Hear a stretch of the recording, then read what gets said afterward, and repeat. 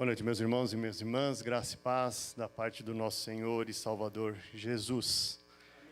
Boa noite a você também que está nos acompanhando através da internet. Que Deus continue abençoando a sua vida, como já tem nos abençoado aqui, com os momentos de orações, louvores, e que espero que abençoe também você, através da palavra da parte de Deus. Vamos abrir as nossas Bíblias em Lamentações, capítulo 3, versículos de 19 a 24. Lamentações, capítulo 3, versículos de 19 a 24.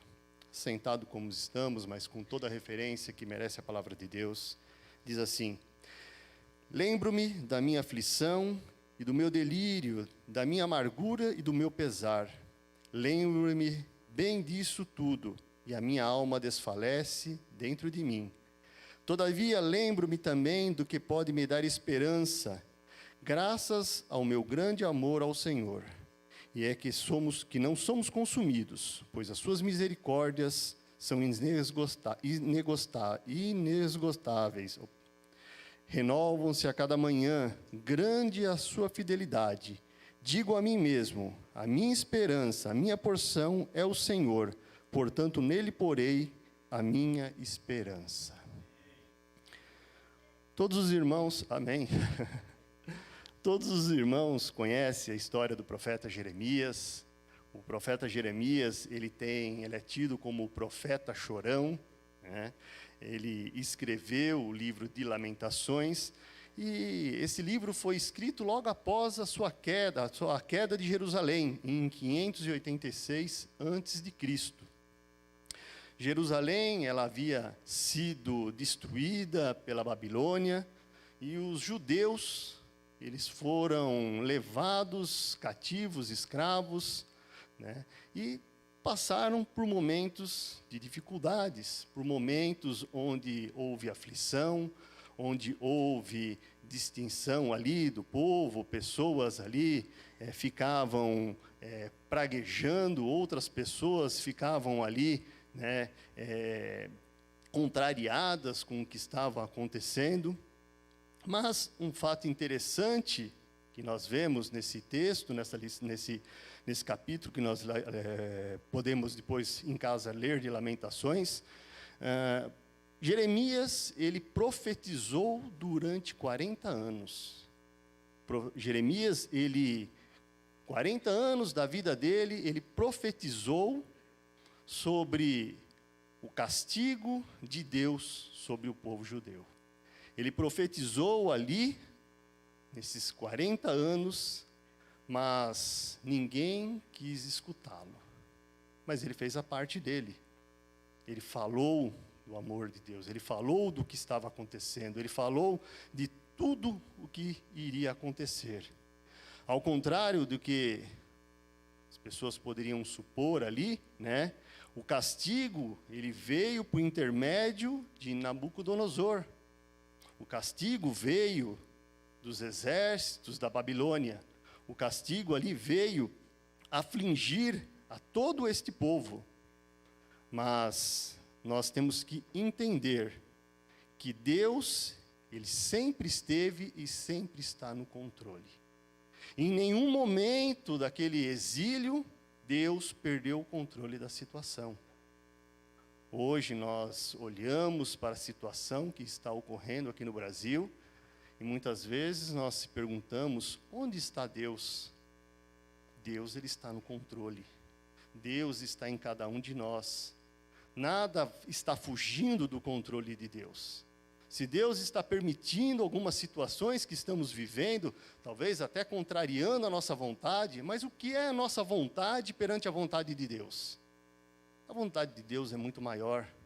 Nós não sabemos o que é bom, nós não sabemos o que é certo, nós sabemos o que queremos, mas Deus sabe o que é melhor para cada um de nós. Deus sabe o que é melhor para cada um de nós, mesmo nós sendo contrariados. Quantos aqui já não pediram uma bênção?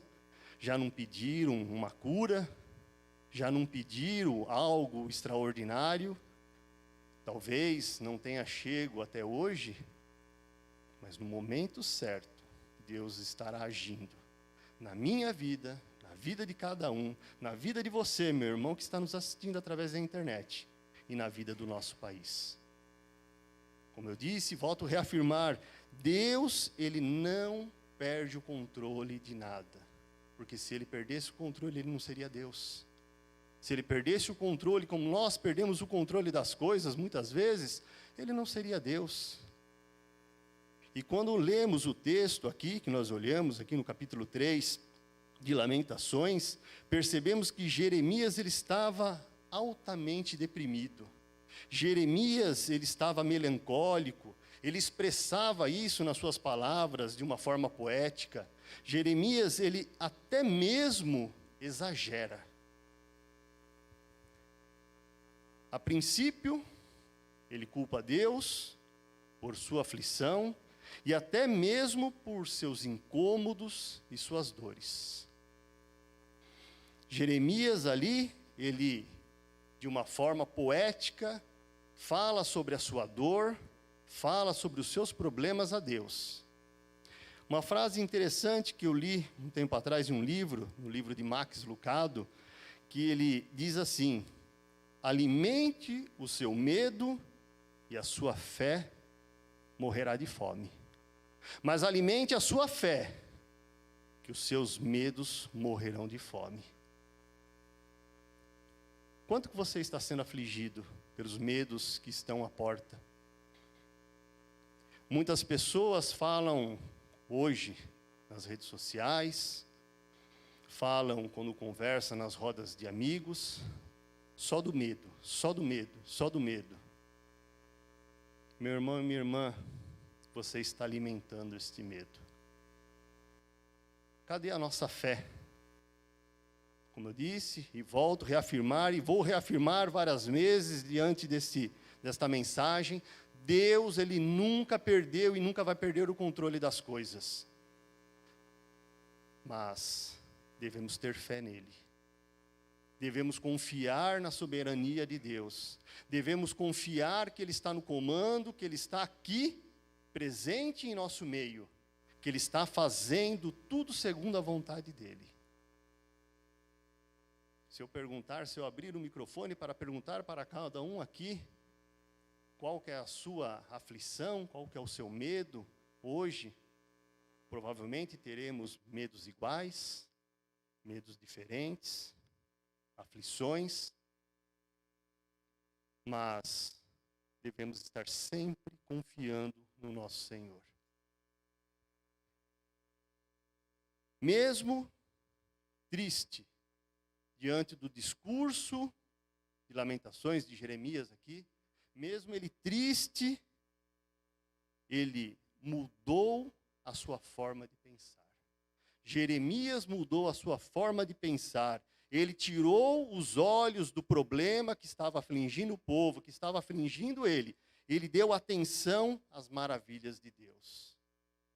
Jeremias, ele recitou, neste trecho que acabamos de ler, 6 promessas que servem de uma grande lição para a minha e para a sua vida. E devemos nos atentar a estas 6 promessas.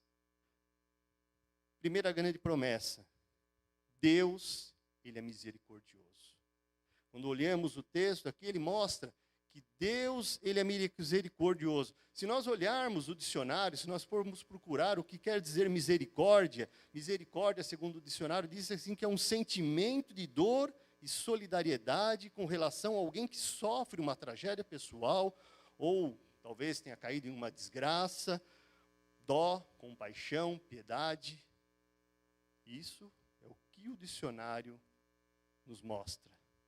Mas Deus, Ele não fica intransigente à sua dor. Deus, Ele não olha para o lado como olhamos para o lado quando estamos andando de carro e vemos um mendigo na sarjeta e olhamos para o outro lado. Deus, Ele olha para mim e para você, não de forma indiferente. Mas Deus olha para mim e para você como estivesse, ou melhor, sentindo a nossa dor.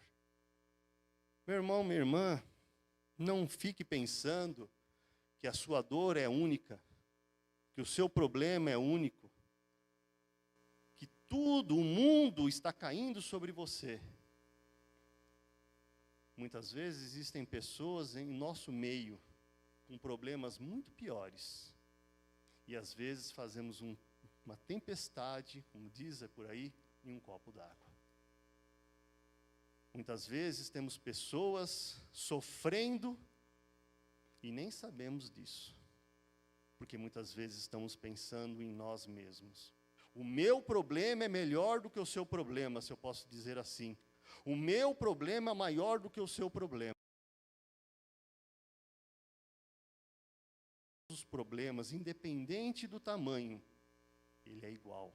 Ele trata cada um de nós igual. Deus, ele é misericordioso. Como cantamos, que as misericórdias do Senhor se renovam a cada manhã. Deus, ele olha para mim e para você e diz: descanse em mim. Segundo, as suas misericórdias não têm fim. As misericórdias do Senhor não terminam, não têm um final, elas duram para sempre.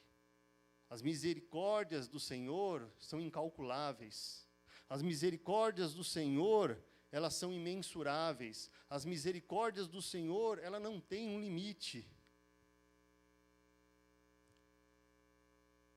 São expressões que eu acabei de ler, que nos talvez ajude a entender de uma forma simples o que são as misericórdias de Deus.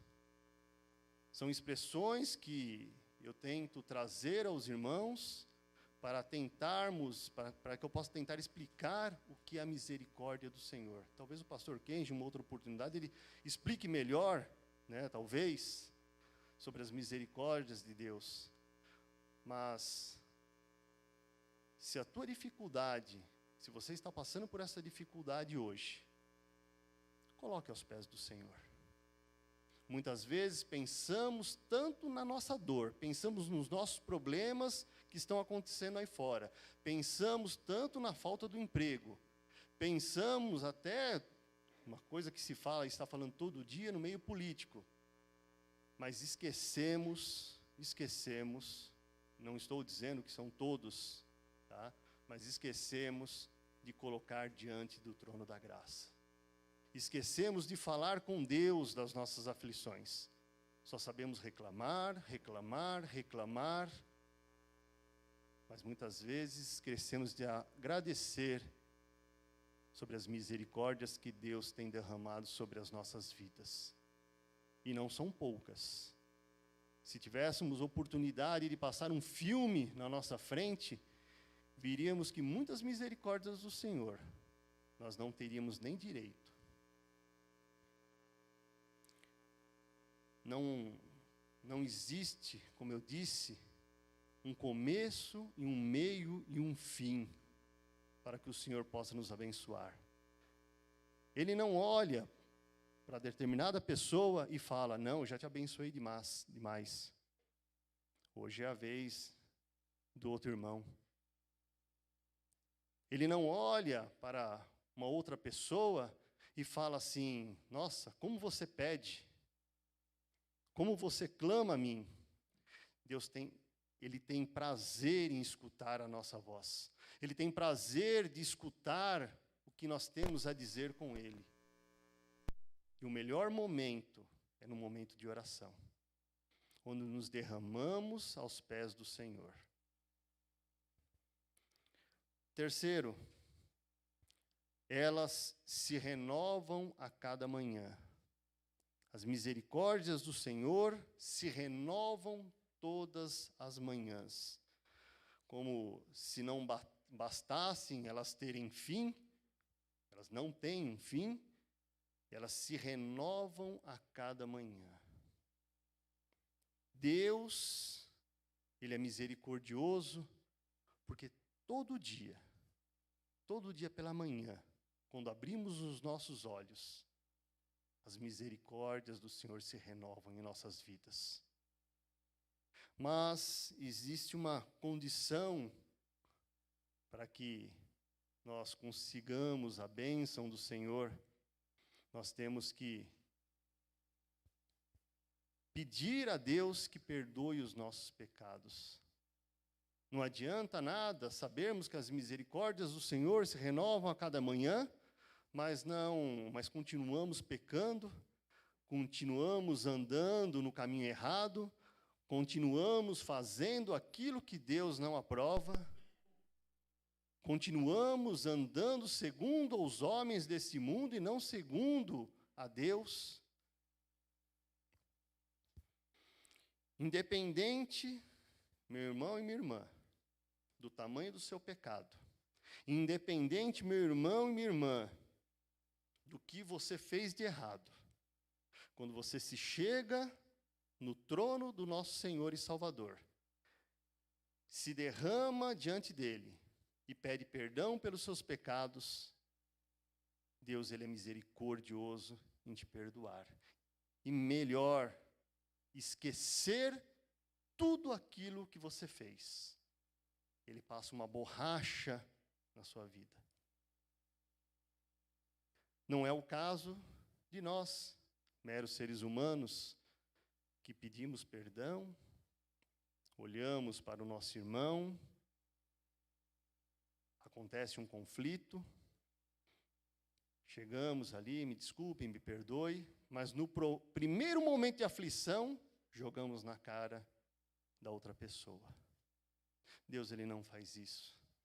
Porque se Ele tivesse essa vontade de fazer isso conosco, nós seríamos consumidos.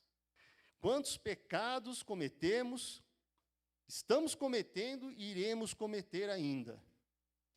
E Deus nos perdoa e esquece dos nossos pecados.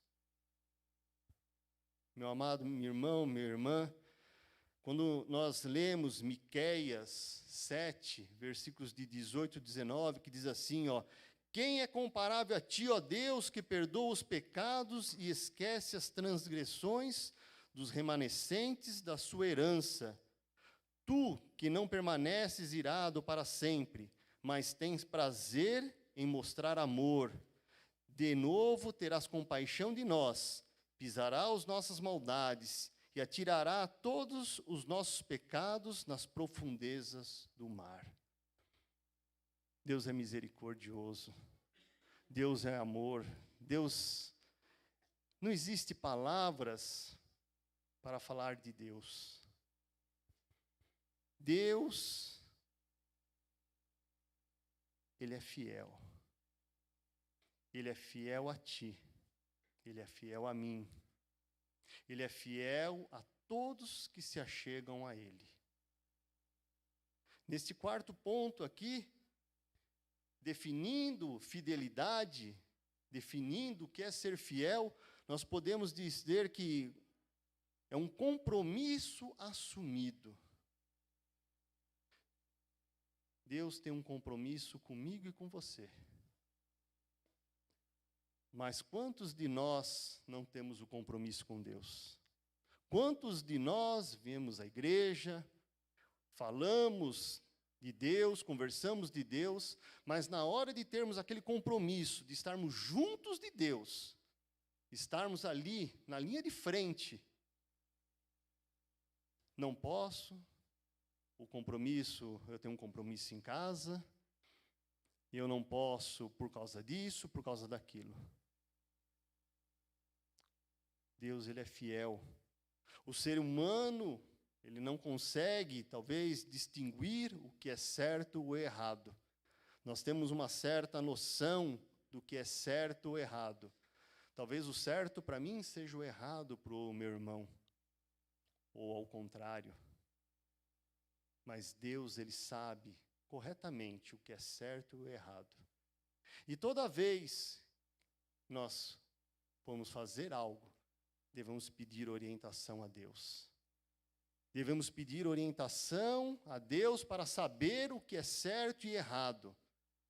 Mas, pastor, como que eu vou saber o que é certo ou errado? Deus vai me falar? Sim, Ele te fala. Ele te fala através de um certo incômodo. Ele te fala através de um outro irmão, através de uma pregação. Ele fala ao seu coração o que é certo ou errado.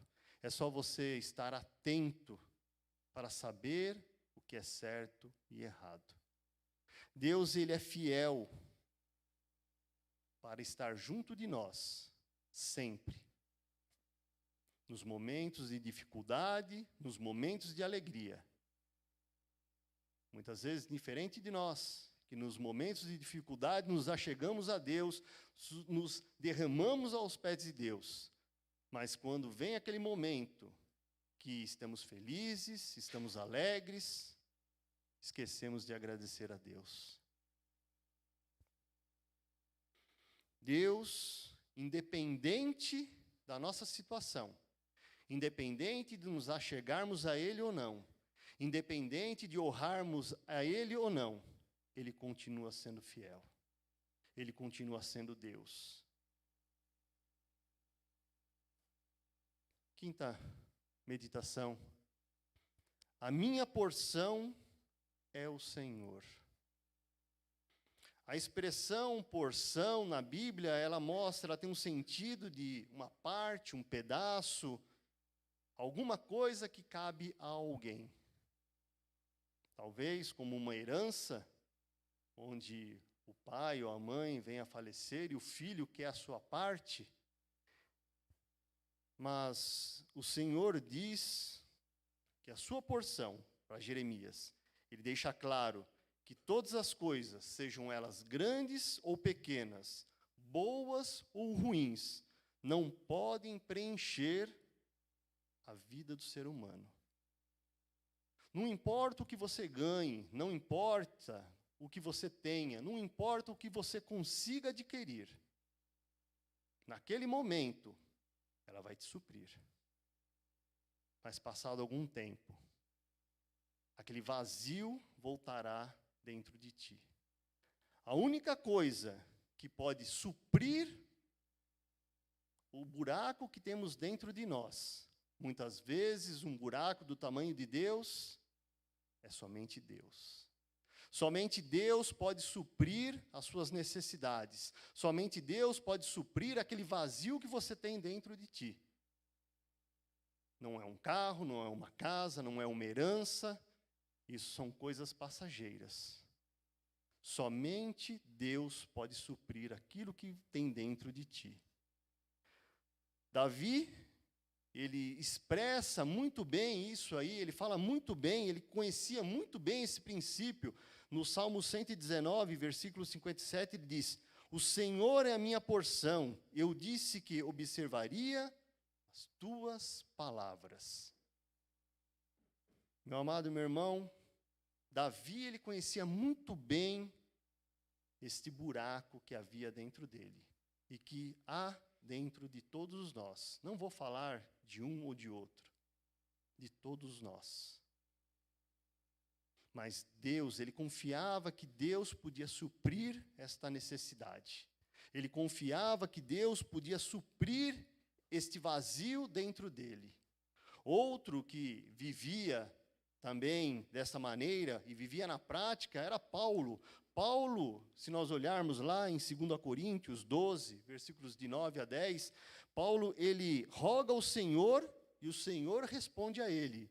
Diz assim: e ele me disse, a minha graça te basta, porque o meu poder se aperfeiçoa na fraqueza.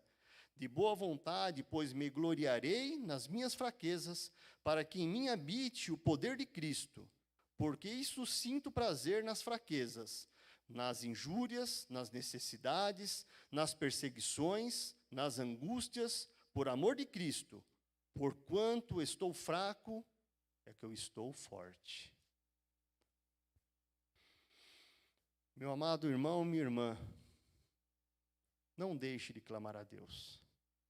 Se estamos passando, como nós falamos nas nossas orações aqui, o Brasil está passando um momento de turbulência, se a igreja até aqui orou, eu espero que ela continue orando. Não é porque partido A, partido B, não é porque situação A, situação B, não importa o que ocorreu.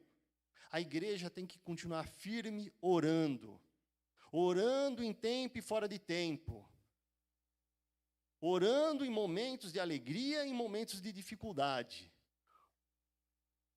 Podemos passar momentos de fraqueza, mas é quando estamos fracos. Paulo ele mostra aqui, é quando estamos fracos que somos fortes. Porque Deus se aperfeiçoa na fraqueza, na nossa fraqueza. Então, não vamos deixar de clamar ao Senhor. Não vamos nos dar por vencidos, porque ainda há muita coisa que se fazer. Há muito que clamar a Deus. Há muito que pedir a Deus. E há muito o que fazer por intermédio de Deus. Sexta meditação, já vamos encerrando. Deus é a nossa esperança. Não podemos perder a esperança que temos em Deus. Muitas pessoas passam momentos orando a Deus, passam momentos clamando a Deus, passam momentos pedindo a Deus, passam momentos aos pés do Senhor. E quando não recebe a bênção, seja por causa do emprego, seja por causa de uma doença, não importa, se afastam de Deus. Estamos orando pelos desigrejados. Esta pandemia aqui desigrejou muitas pessoas, não porque a igreja baniu as pessoas da igreja, não. Que as pessoas acham que não tem necessidade de vir à igreja. Talvez porque clamaram ao Senhor e muitos de sua família Deus chamou e talvez não compreendam o porquê desta situação. Eu conheço pessoas que a família inteira Deus chamou, só ficou uma pessoa na família.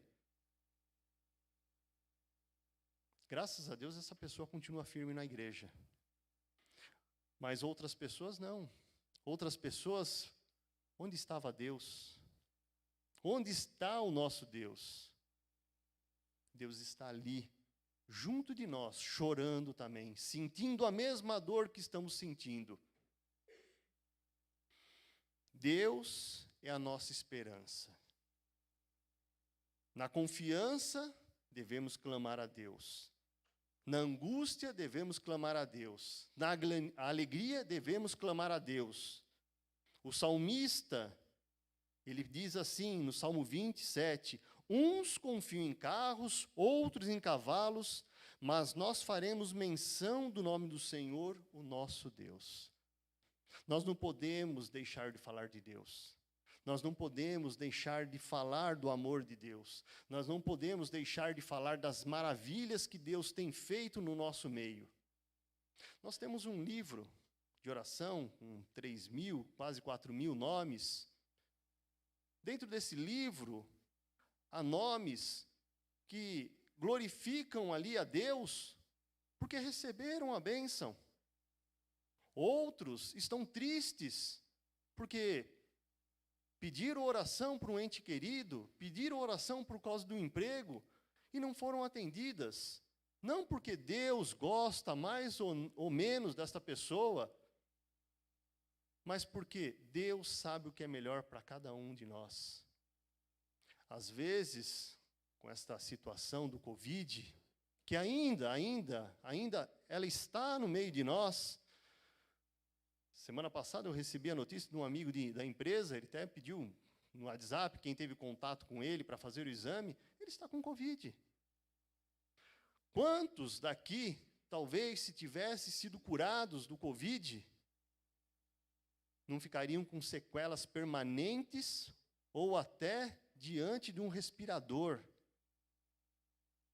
E talvez Deus achou melhor recolher essa pessoa Nós não sabemos, muitas das perguntas que podemos fazer, que está nesse livro aí, só receberemos na glória, quando estivermos diante de Deus.